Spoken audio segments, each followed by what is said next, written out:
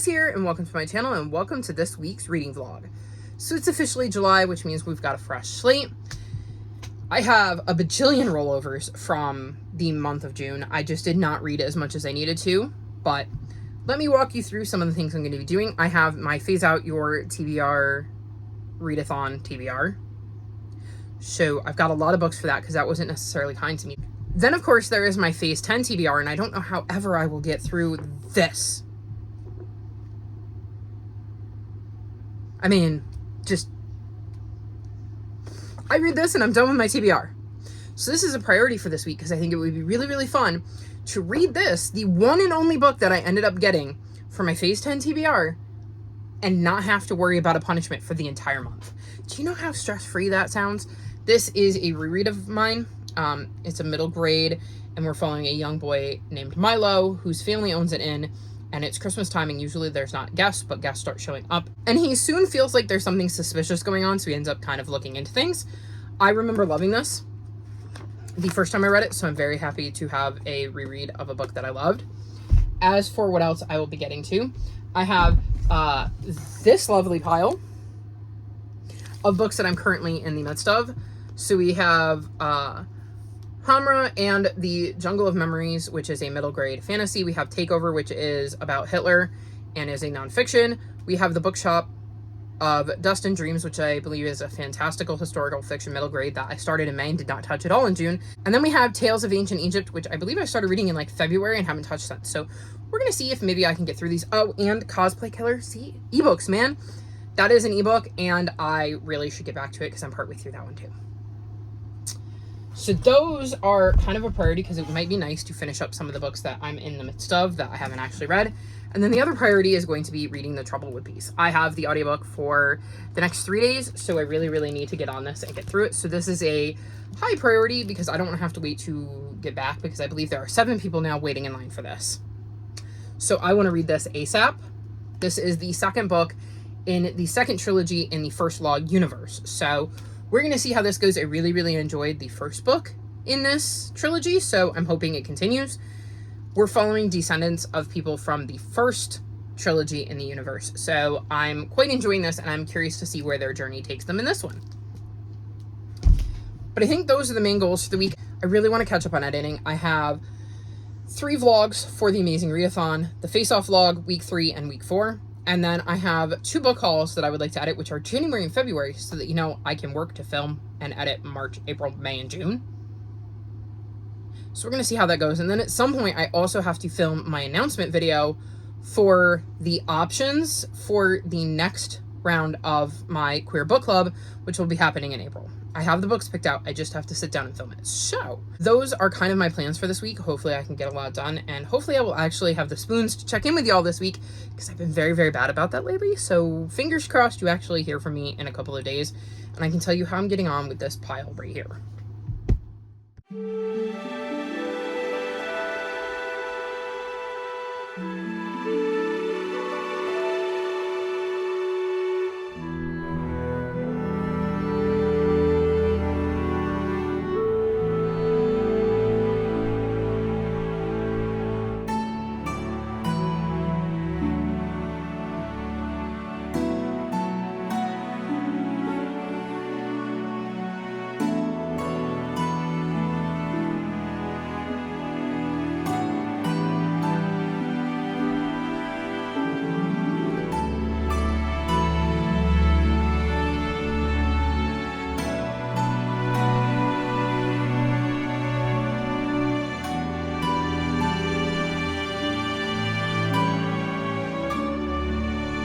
So it is Thursday, and I am checking in to let you know what I've been doing.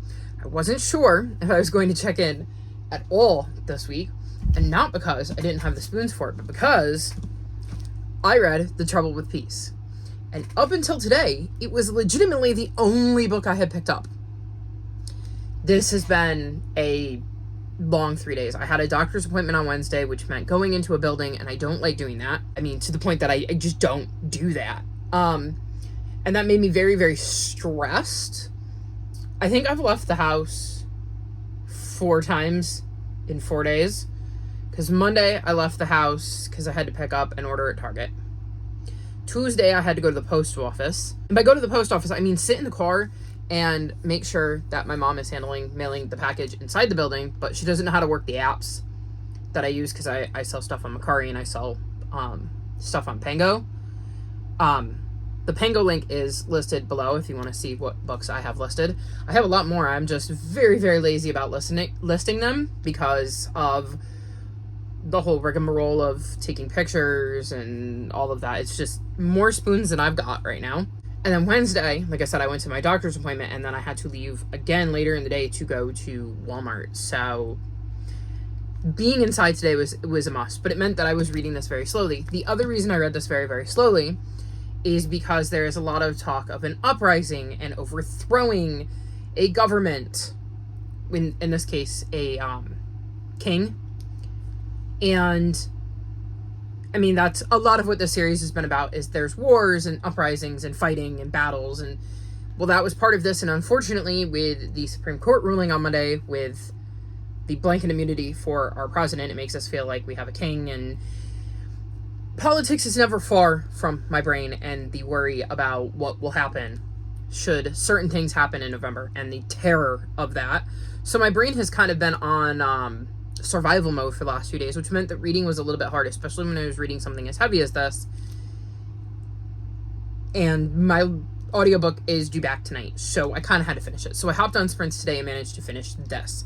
I ended up giving this book 4.25 stars. It might have gotten higher had it been read at a better time mentally and not been so similar to things that could potentially be happening in our own country in the near future. So this is the second to last book in the first Law universe, and I'm just really, really enjoying this arc. It sounds like a lot of people enjoy this trilogy more than the first trilogy, and I definitely am. I think the characters are quite interesting, and a lot of the things that are going on is interesting. I think it ends in a very, very interesting spot that makes me very excited that I do actually have book 3 out of the library. I think I'm waiting on my audiobook to come in, so that will probably get read this month too. This has just been a really, really fun series. I'm really glad I decided to pick up this series for Becca's read along because I've really, really enjoyed it, but very much looking forward to finishing it and seeing how it wraps up. So this was another really, really good addition to the series. It just maybe wasn't read at the perfect time for my brain right now. Then on sprints, I picked up Hamra and the Jungle of Memories, and I'm on page 164 and I'm deciding to DNF this. This is kind of like a Little Red Riding Hood retelling, and we're following Hamra, who goes into the Langkawi jungle and is upset that nobody remembered her birthday and ignores the rules of the jungle, which leads to a were-tiger demanding payment for the rules that she broke, putting her family in danger, so she agrees to go on a quest with him to help him return to being human. And I'm just not enjoying this. So I kind of liked the premise, and the were-tiger is very intriguing as a character. However, this is set in our world. Like our world with magic, and it is set during the pandemic. And my brain is just not ready for books that mention the pandemic and then also have magic, because then you get into the magic part and I start to get absorbed in that, and then all of a sudden our characters will mention something related to the pandemic and my brain just goes, Arr! Like, nope. I have read pandemic books, a couple. But I went into it knowing it was a pandemic book. I went into this one not knowing, and I think that's part of why I was struggling with this one.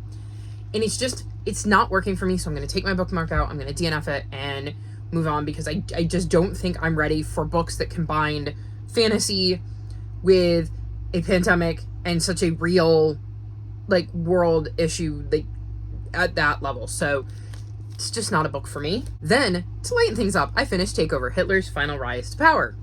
I gave this 4 stars. That was obviously sarcasm. This book is incredibly interesting, getting to see how Hitler kind of took over and all of the hurdles he went through and how none of them managed to stop him in the end. There were definitely similarities to things going on in the current United States, so that definitely was not helping. I mean, I've been reading this for an entire month, and that's partly why, is that it's a lot. And when you start drawing the parallels to current day America, it's, again, terrifying. I don't want to live under Hitler. It just doesn't sound like it would be a good time. So it is terrifying to realize there's so many similarities between current day the United States and Germany as Hitler rose to power. So that was terrifying. But I did enjoy my read of it, and it was interesting to see how all of those things came together and how, despite all of the pitfalls, he still managed to find a way to get where he wanted to go in the end. So if you're into reading about Hitler and you're curious to see how he got to where he was, you might want to check this one out.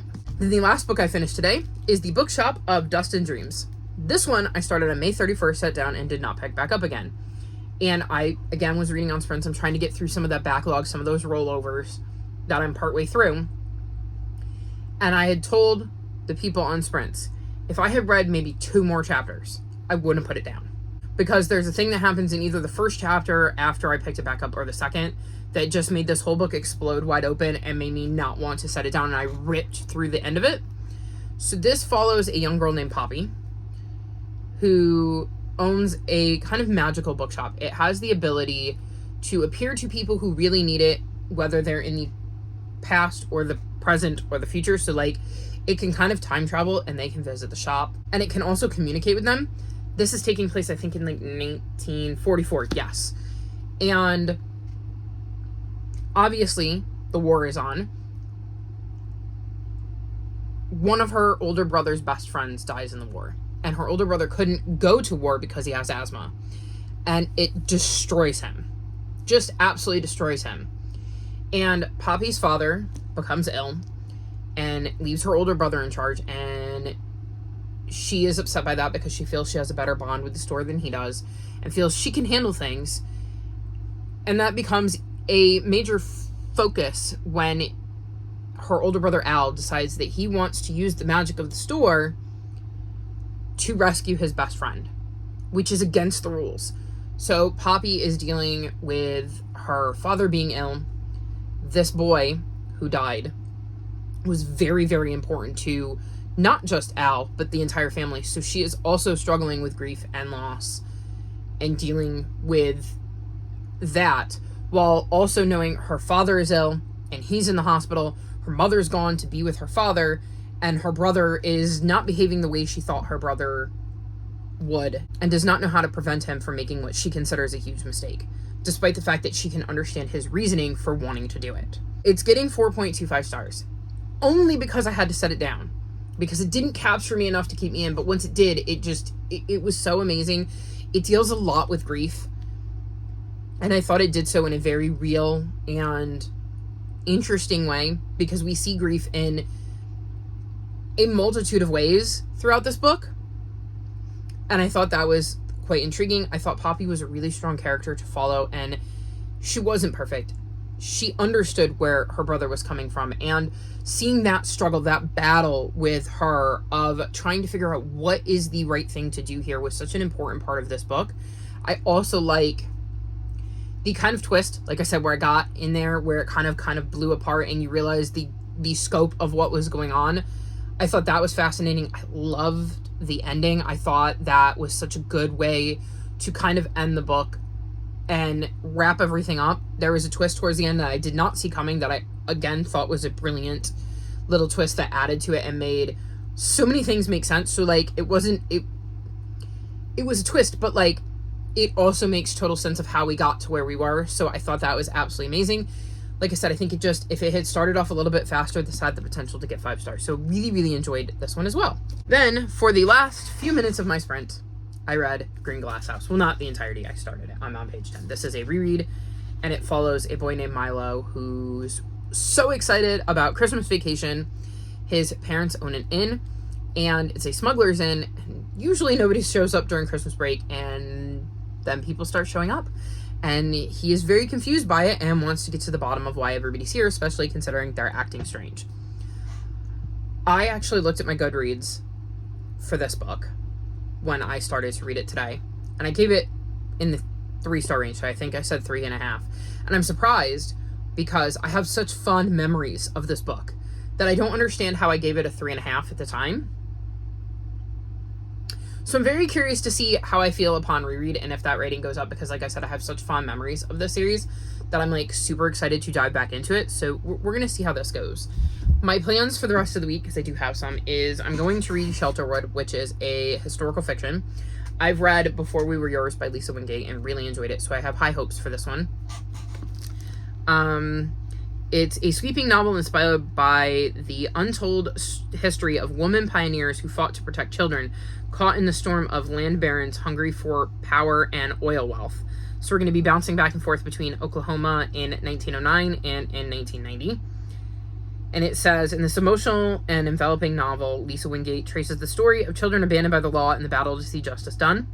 Amid times of deep conflict over who owns the land and its riches, Ollie and Val traverse the rugged and beautiful terrain, each leaving behind one life in search for another. And those would be our two main characters. Very curious to see how this plays out. Like I said, I've liked her writing in the past. My mom read this and enjoyed it, which is a big deal because historical fiction isn't always her jam, especially if it bounces back and forth. So I'm very curious to see how this one kind of plays out. And then the other thing I may get to this week is The Arm of the Starfish. This is a May because I requested the audiobook and I'm next in line, so it just depends on when my hold comes in. And then because I forgot again, Cosplay Killer. It's an ebook. I'm in the middle of it. That is going to be a goal for tomorrow on Sprints, is to finish that, because that would leave me with the only other book that I started prior to July that I haven't finished is this one. I read 26 pages. I kind of need to get back to it. I read it in February. I just haven't had a desire to pick it up. So we'll see. I own it, so that's not as big a deal in the great scheme of things. So that's kind of my plan. That's where I'm at. I've had a very successful reading day. Not necessarily a successful reading week, but hopefully the back half of the week will be slightly better, and I get to say I actually checked in this week, which is progress. So we'll see how it goes, and I'll check in with you at the end of the week to wrap this vlog up.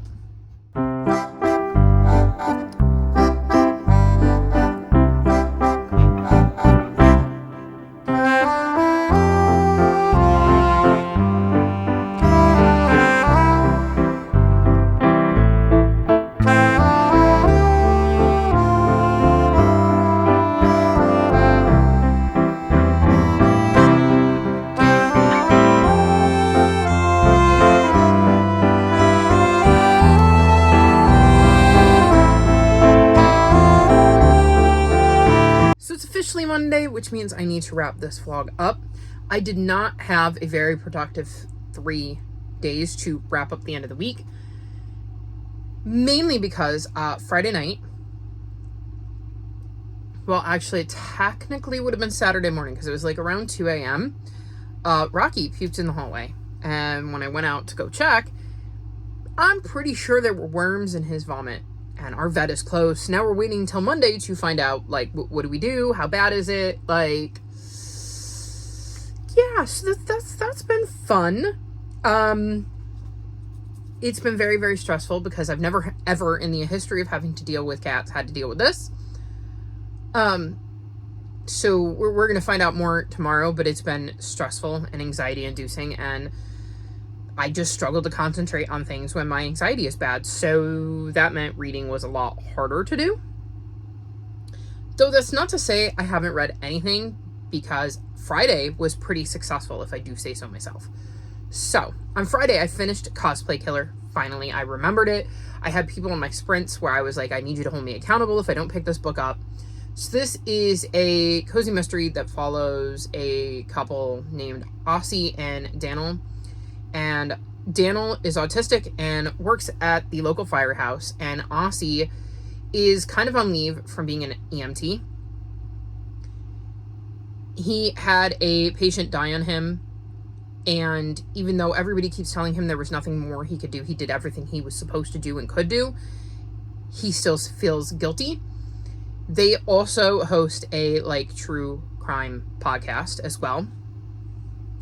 The two of them go to a cosplay convention, and while there, Gemma, Aussie's partner, when he was an EMT, ends up getting murdered. And Aussie ends up finding the body, which creates some of that same guilt of wondering once he got there if there was anything he could have done differently that might have saved her. He also becomes a suspect, and we kind of roll from there, seeing how Aussie and Daniel are going to handle this new upending of their life now that a friend has been murdered. I gave this 4 stars. It took me a while to get into. I've read other books by Dahlia Donovan and really enjoyed them, but this one just wasn't clicking with me, and I don't know if it was a headspace thing or character thing or what, but it took me a while to get into. But once I did end up really enjoying it, hence getting 4 stars. I thought the mystery was interesting, and I liked seeing Aussie and Daniel try to make sense of everything that was going on. I really like the relationship. I think it is very sweet. So that is definitely a plus. And I also love that it has autistic rep in it, because I think there needs to be more books with that. And it also adds a different flavor because we get to see Daniel trying to help Aussie solve this mystery, but also trying to take care of himself. And I think it's important to kind of put that out there, that just because somebody is autistic doesn't mean that they can't do things. It's just that they have to know their limits and how to self-care when needed. So this is a good start to the series, just not as exciting as some of the other series. And it is definitely what I'm going to continue, because like I said, once I got into it, I was fine.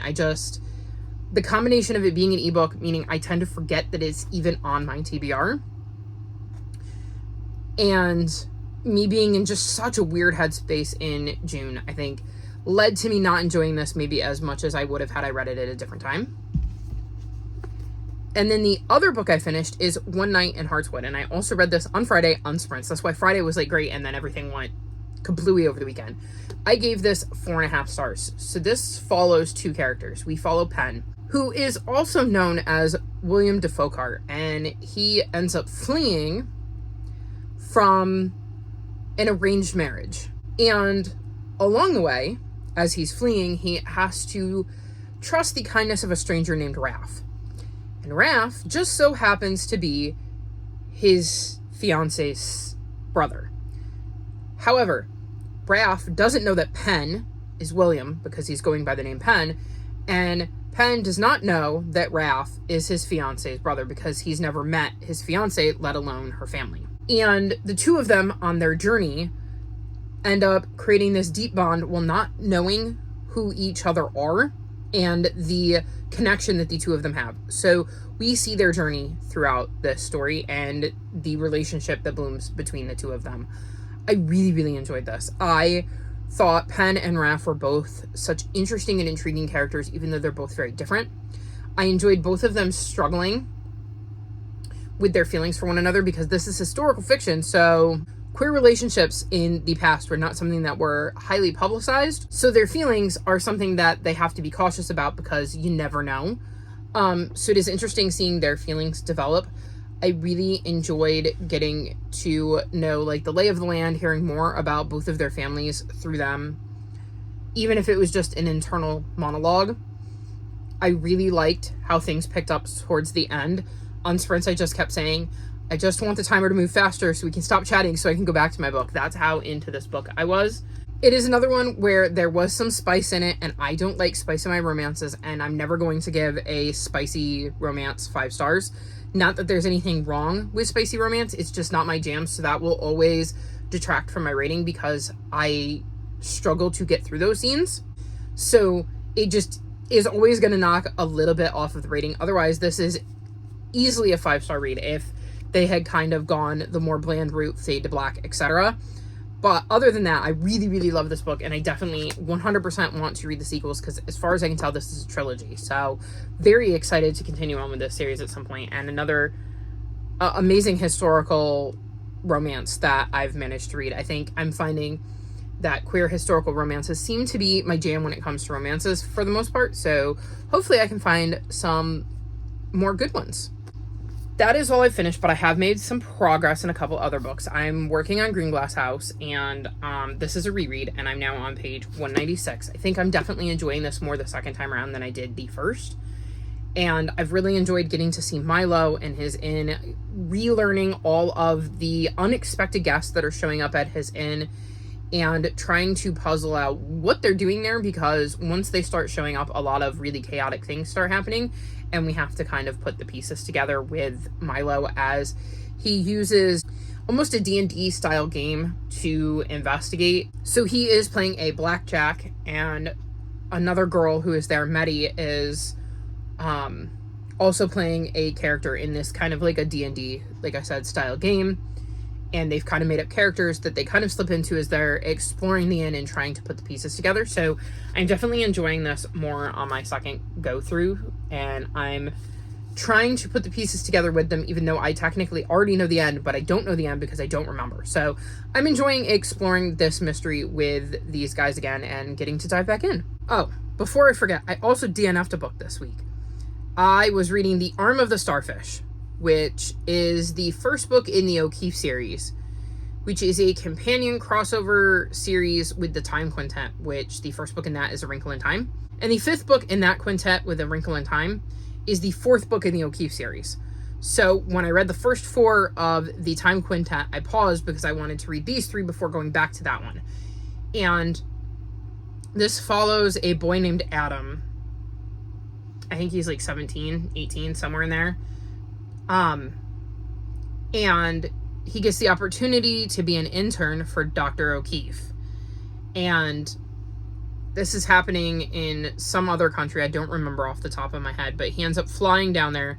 And in the airport, he's accosted by a girl who seems to know who he is, know who Dr. O'Keefe is, and says that Dr. O'Keefe can't be trusted, or something to that effect, I think. And then some weird things happen on his flights. He finally gets to where he's headed and gets tasked with bringing, I believe, Dr. O'Keefe's daughter with him to Dr. O'Keefe. And she goes missing from the flight. And then he has to figure that out. And if you can see my confusion, it's because I was like 80 pages in, 90 pages in, and was just so confused and so not into this story. And it did not have some of the things I liked about A Wrinkle in Time. I just was not into this at all. And there was a line where Adam said that something waked him up, and somebody replied, well, what do you think waked you up? And I'm like, I can't handle the incorrect English, and like, I know this book is old, but like, how has nobody caught that and fixed it in like a reprint or an edit or something? So I don't know. I was so bored, I didn't care, and I was confused, so I DNF'd this. So I did want to mention this, but I already sent the books back to the library since it was overdue, so yeah. Added another DNF to my growing total for this year. And then the other book I've made progress in is Shelterwood, and I'm on page 94. So this is a historical fiction, and it has dual timelines. In the first timeline, it takes place in 1909, and we're following 11-year-old Olive, who is living with her mom and her stepdad and two Choctaw wards that have been living in her home since her dad was alive. He ended up dying, and her mom remarried and kept the girls. When the older girl disappears due to their creepy stepfather, Olive takes the younger girl and runs, and we're kind of following their journey on trying to, stay ahead of her stepdad and carve out a life that is not in that chaotic situation. And it looks like they're going to be heading to Winding Stair Mountains, the notorious territory of outlaws, treasure hunters, and desperate men.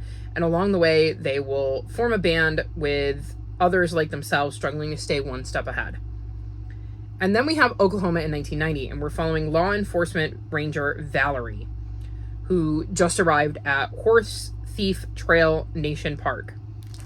And she's seeking a new balance between her career and single parenthood because she also lost her husband.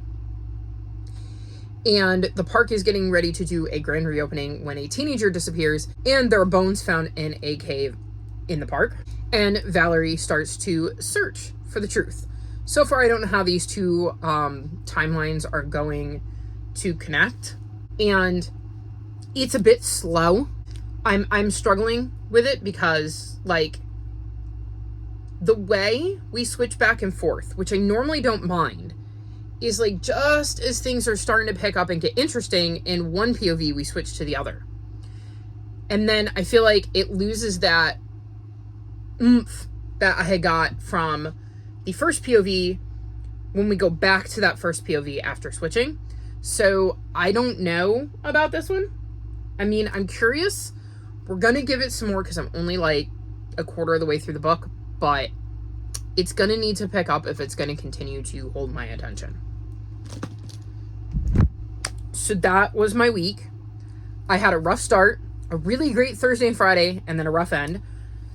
Here's hoping that the whole issue with Rocky will be painless, because I really need it to be.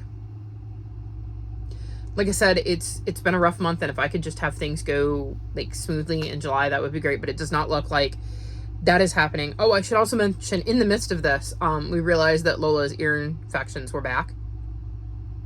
Well, they cleared up, and I think she got another one because we were noticing her ears were bothering her. And I had noticed a little bit of a wobble, and when I went and looked at her ears, they were gunky. So luckily with that one, we still had the eardrops from her last ear infection, and they were still fine. And the vet said, yeah, go ahead and use them. If only I'd known I was going to have a bigger problem on my hands. That I have no idea. Well, you'll have to watch next week's vlog to find out how that turns out. But I'm a little nervous because a family friend informed us that we'll likely have to hit all of the cats with a dewormer. And Bugsy does not like to be held.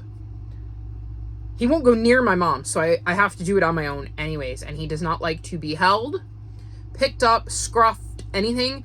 So I'm hoping I can convince him to eat some wet.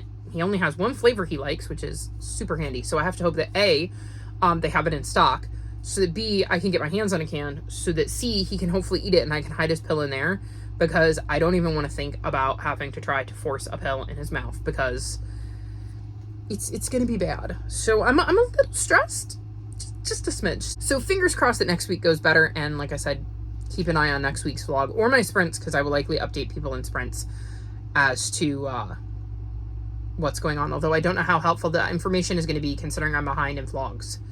Oh, well, probably watch next week's vlog, because who knows when I'm going to get this out, because I have to also have the spoons to edit, and I haven't really had that, although I did get Face Off Weekend edited, which means I have week 3 and 4 of the Amazing Readathon, and then this vlog. So I'm not as far behind as I could be. Anywho, I think it's time to sign off here, wrap this vlog up, and go on to do some other stuff tonight before I head to bed. If you've made it this far in the video, leave me jellyfish emojis. Thought I'd try something new. Like this video and subscribe to my channel, and I'll talk to you next time. Bye!